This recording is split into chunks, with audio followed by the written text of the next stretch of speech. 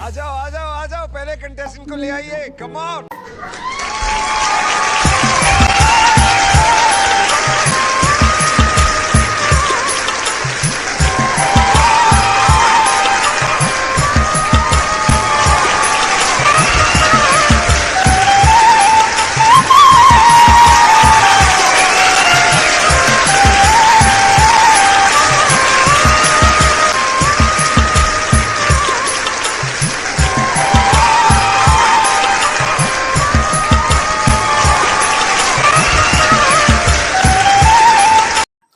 नमस्कार सर, नमस्कार मैडम। ये नमस्ते। क्या नाम है आपका? আমার নাম স্যার ম্যাডাম দীপঙ্কর বাউল। कहाँ से आप? আমি এসেছি সেই অনেক দূর থেকে, সেই কলকাতার নদিয়া থেকে। इतने दूर से कैसे आए आप? আজকে আপনাদের সামনে খুব কষ্ট করে এসেছি স্যার ম্যাডাম এই আইডল মঞ্চে। कैसे है कैसा लग रहा है? খুবই তো কষ্ট হয়েছে স্যার আজকে আপনাদের সামনে দাঁড়াতে পেরে, কিন্তু এই আইডল মঞ্চে আসতে পেরে মনে খুবই আনন্দ হচ্ছে। কেননা এত বড় মঞ্চ, এত লোকজন, এত দর্শক এর আগে আমি কখনো কোথাও দেখিনি। अच्छा अच्छा। এত সুন্দর যে পরিবেশ এর আগে আমি কোথাও দেখিনি। এত জায়গায় গান করতে গেছি কিন্তু কোথাও আমি এইরকম পরিবেশ দেখিনি। তাই আপনাদের সামনে আজকে দাঁড়াতে পেরে খুবই ভালো লাগছে। सॉरी। आप गाना सीखते? না না ম্যাডাম, আমি আমার জীবনে কখনো কারোর কাছে গান শিখিনি। হ্যাঁ হ্যাঁ ম্যাডাম, আমি আমার জীবনে কখনো কারোর কাছে গান শিখিনি। তবে আমি যতটুকুই যেখানেই গাই নিজে নিজে গান করার চেষ্টা করি, নিজে নিজে একটু চলার চেষ্টা করি। बहुत सही बहुत सही। তাই আমি কখনো কারোর কাছে গান শিখিনি। ब्यूटीफुल। क्या बात है यार। क्या बात है। What a talent. Excellent. Welcome to Indian Idol. आप क्या करते हैं? আমি আর কি করব বলুন, এখানে ওখানে ঘুরে বেড়াই, এখানে ওখানে ঘুরে গান করি, মানুষকে গান শোনাই, এইভাবেই আমি চলি। আর এই গান করার মাঝে আমি আমার সাথীকে খুঁজি। সে আমার স্ত্রী, আমাকে ছেড়ে সেই চলে গেছে সেই না ফেরার দেশে। क्या? अरे বেশি দিন হয়নি স্যার ম্যাডাম, কিন্তু মন তো বোঝে না, তাই যেখানেই যাই তাকে আমি খুঁজি। আমার শুধু এটাই মনে হয় যে সে হয়তো এই সামনেই বসে আছে, সে হয়তো আমাকে দেখছে। তাই যেখানেই যাই তাকে খুঁজি আর গানটাই করি, এছাড়া আমি আর তেমন কিচ্ছু করি না। बहुत बड़ी बात बोल दी, लेकिन अब से ये कभी मत बोलना, क्योंकि अगर आपकी औकात नहीं है तो फिर यहाँ पर किसी की औकात नहीं है। ये पोटली में क्या है? আমার এই পুটলিতে স্যার ম্যাডাম একটা অনেক দামি জিনিস রয়েছে, যেটা হয়তো আপনাদের কাছে তুচ্ছ, কিন্তু এটা আমার কাছে অনেক দামি। क्या बोला आपने? আমার এই পুটলিতে রয়েছে আমার স্ত্রী, যাকে আমি জীবনে সবচাইতে বেশি ভালোবাসতাম, তার একটা শাড়ি। সে আমার কাছ থেকে একটা লাল শাড়ি চেয়েছিল যে আমাকে কিনে দিতে, কিন্তু সেই শাড়িটা সে জীবিত থাকা অবস্থায় আমি তাকে কিনে দিতে পারিনি স্যার ম্যাডাম। আমি এতটাই অভাগা ছিলাম যে একটা জীবনে তো কিছুই চাইনি, কিন্তু একটা শাড়ি চেয়েছিল, লাল বেনারসি শাড়ি, সেটাও আমি কখনো কিনে দিতে পারিনি স্যার ম্যাডাম। কিন্তু তার মারা যাওয়ার পর এখন আমি তার জন্য একটা শাড়ি কিনেছি, সেইটা নিয়েই আমি সব জায়গায় ঘুরে বেড়াই স্যার ম্যাডাম। আমার এই পুটলির মধ্যে আর কিচ্ছু নেই। मेरे दिल से ये दुआ है कि आपको इस स्थिति में कभी फिर से होना ना पड़े। आप प्लीज मत रोइए, आपको इस दुनिया की सारी खुशियां मिले, आपके जितने भी गम हैं वो सारे दूर हो जाएं। मैं नेहा कक्कर दिल से बोल रही हूँ कि मैं ही नहीं पूरा भारत देश अब से आपका फैन होगा। क्या बात है। वाह वाह वाह क्या बात है। हाँ एक बात बताइए कैसे हुआ ये? সবই বলবো স্যার। আজকে দেখুন আমার এই অবস্থা, এই অবস্থার কথা আজকে এই আইডল মঞ্চে যখন আপনাদের সামনে দাঁড়াতে পেরেছি আমি সবই বলবো। তো আপনারা অনুমতি দিলে আমি বলছি। बोल बोल बोल बोल। একটা সময় স্যার ম্যাডাম আমাদের খুবই সুন্দর একটা সাজানো সংসার ছিল। হতো সেটা গরিব, খুবই গরিব ছিলাম আমরা।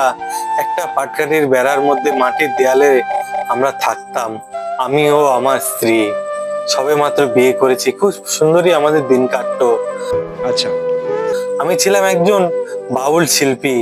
আমি এখানে ওখানে গান করতে যেতাম, নিজে নিজেই তো গান করতাম, যা মনে আসতো তাই করতাম। লোকজন আমাকে খুবই ভালোবাসতো। এইভাবেই স্যার ম্যাডাম আমরা দিন কাটতো আমাদের। কিন্তু সেই সুখটা যেন বেশি দিন কপালে সইল না।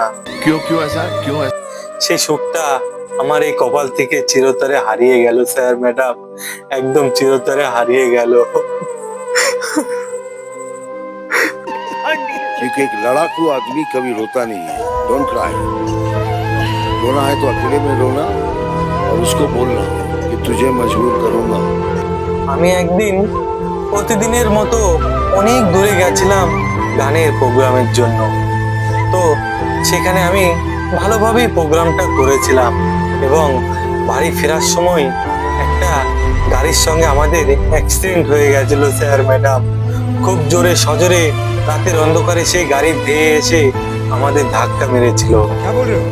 এবং তখন স্যার ম্যাডাম আমার খুবই লেগেছিল।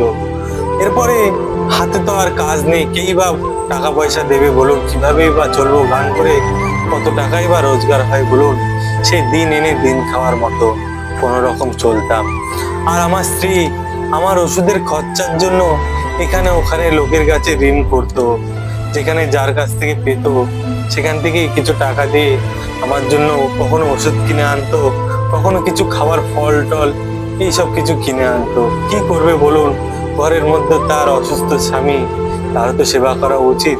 সেই কথা ভেবেই হয়তো সে এইসব করতো। जो आंसू निकाल दिए यार।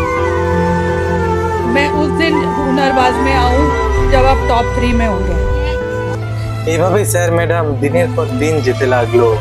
আর সেও আমার জন্য এখানে ওখানে ছুটে বেড়াতো না খেয়ে। কখনো সে সকালে যেত কাজের জন্য, কখনো আবার সে সন্ধ্যেবেলায় রাতের বেলায় বাড়ি ফিরতো কাজ করে।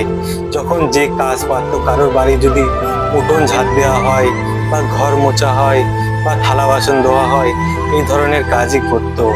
এভাবে সেও কিন্তু বেশি দিন আর কাজ করতে পারলো না, সেও আমার মতো অসুস্থ হয়ে পড়লো। আমি তো স্যার ম্যাডাম হাত পা ভেঙে নিয়ে বাড়িতে বসেছিলাম, কিন্তু সে যেন একদমই অসুস্থ হয়ে গেছিল। আরো অসুস্থ হয়ে গেছিল চিন্তায়, এটাই ভেবে যে এত টাকা যে ঋণ করেছে সেই টাকা শোধ দেব কি করে। কেননা আমার তো এই অবস্থা, আমি হাত পা ভেঙে নিয়ে বসে আছি। আর আমার স্ত্রীও সংসার চালাতে গেলে খুবই হিমশিম খেত, সেই জন্য সেও অসুস্থ হয়ে পড়েছিল। मुझे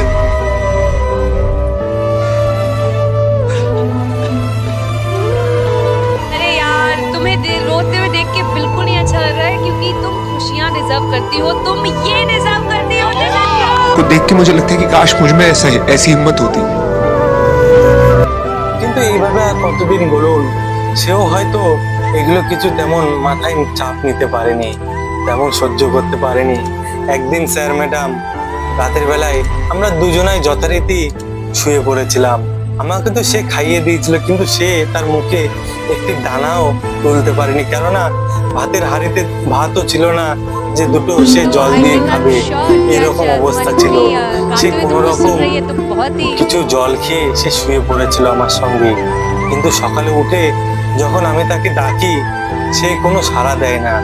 আমি অনেক যখন তার গায়ে ধরে ডাকি, কি গো শুনছো, ওঠো, কিন্তু তার গা দেখি কেমন ঠান্ডা মনে হলো। আমি যখন ভালোভাবে দেখলাম যে সে আর নিঃশ্বাস ফেলছে না স্যার ম্যাডাম।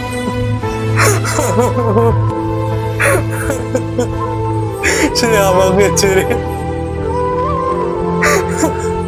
সেই না ফেরার দেশে চলে গেল স্যার ম্যাডাম।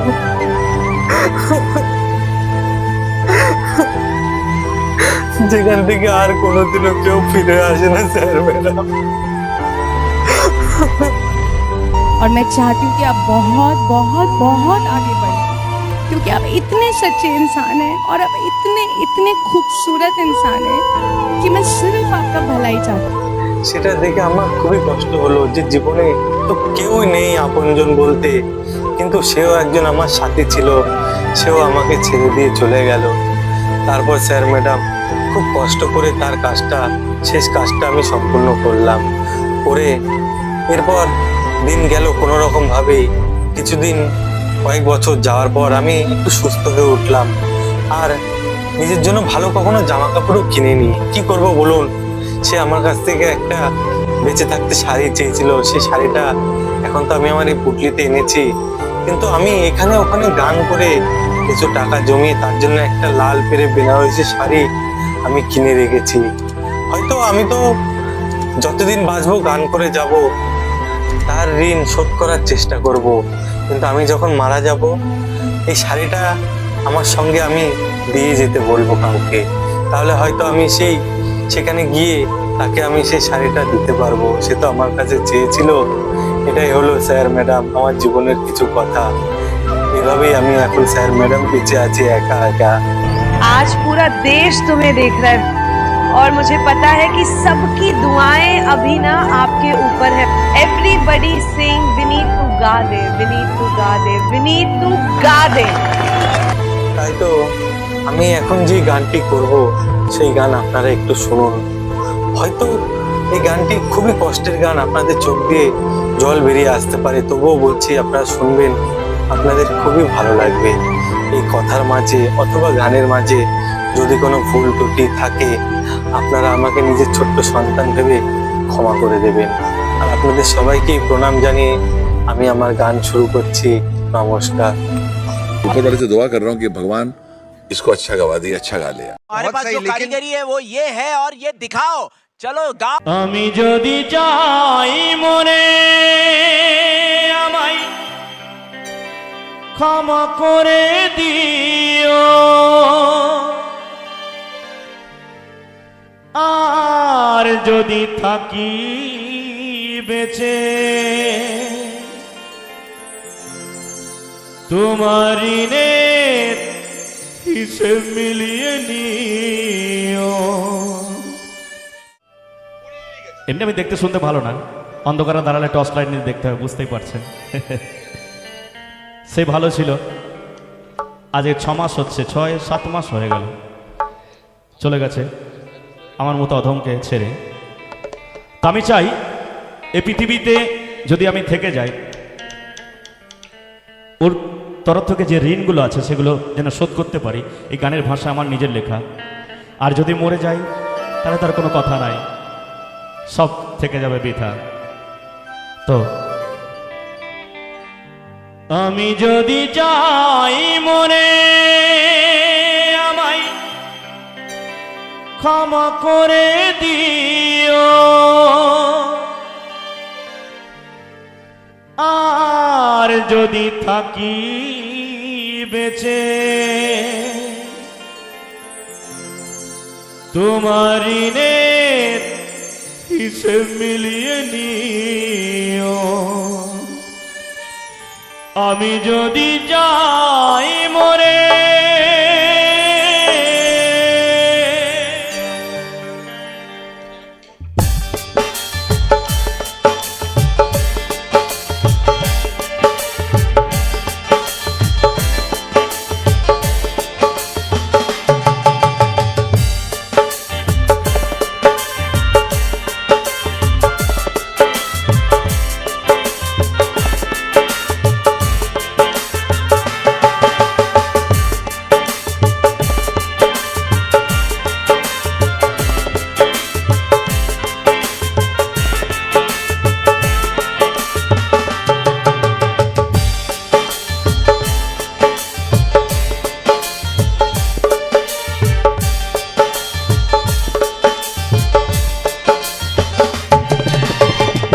আমি যদি যাই মরে আমায় ক্ষমা করে দিও, আর যদি থাকি বেঁচে তোমার ঋণের হিসেব মিলিয়ে নিও।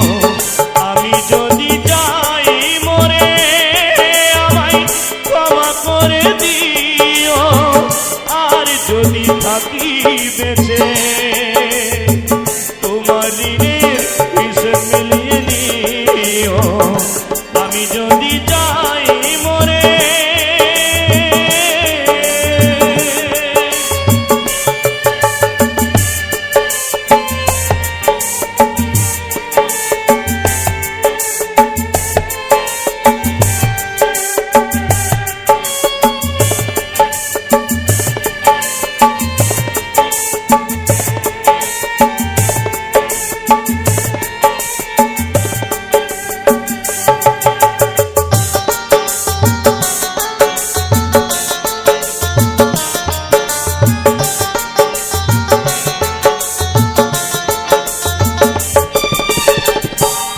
কাছে ছিলাম আমি ধুধু মরিচিকা, কখনো বাঁচিলাম আমি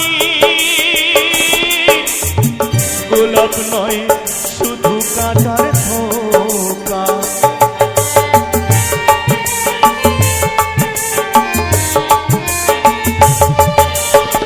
তোমার কাছে ছিলাম আমি ধুধু মরিচিকা, কখনো বাঁচিলাম আমি গোলাপ নয় শুধু কাটার ধোকা।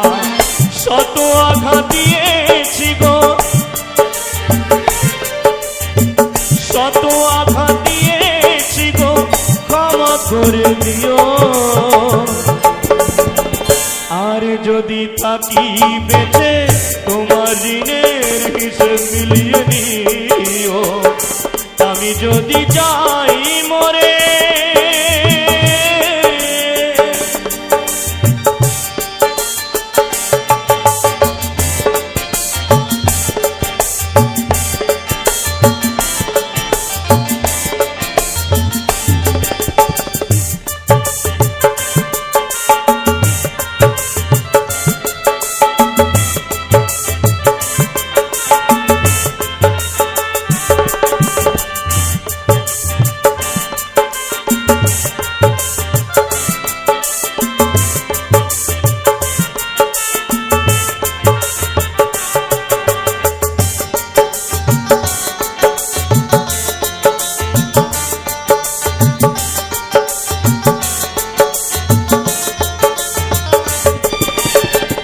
আগে যদি জানতাম তুমি মনে প্রাণে নষ্ট, তোমাকে ভালোবেসে পেতাম না তো কষ্ট।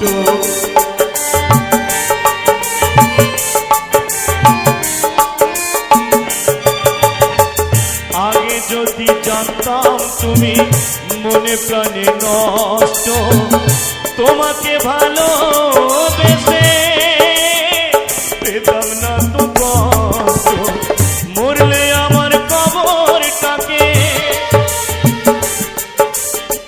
মরলে আমার কবরটাকে একবার দেখে যেও। আর যদি থাকি বেঁচে তোমার ঋণের হিসেব মিলিয়ে নিও। আমি যদি যাই মরে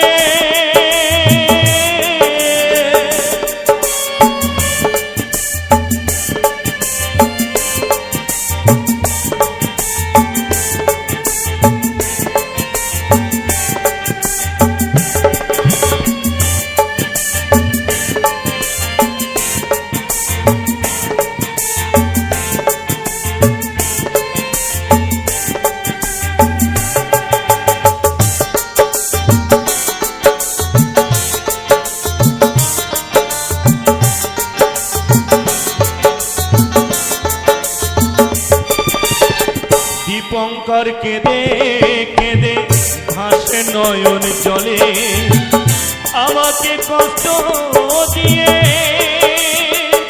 তুমি কি সুখ পেলে।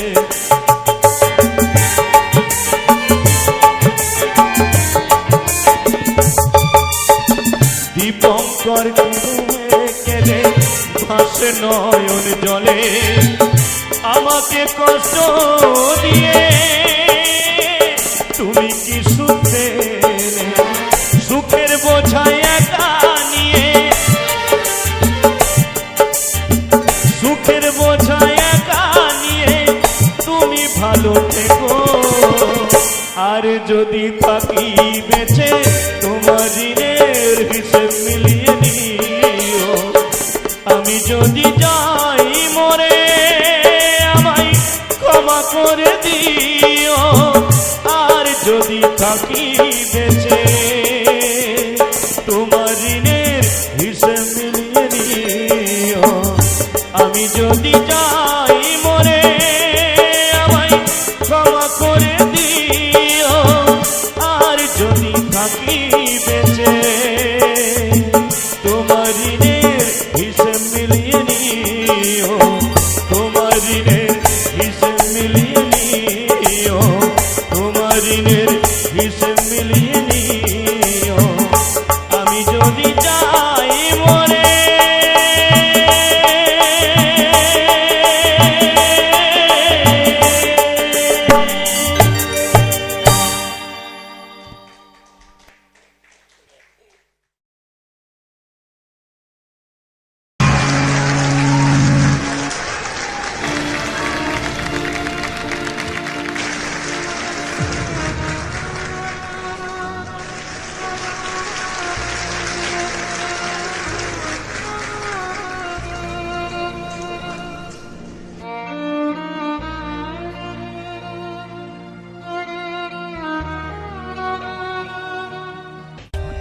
For more updates, subscribe to our channel, click the show links and enjoy watching the videos.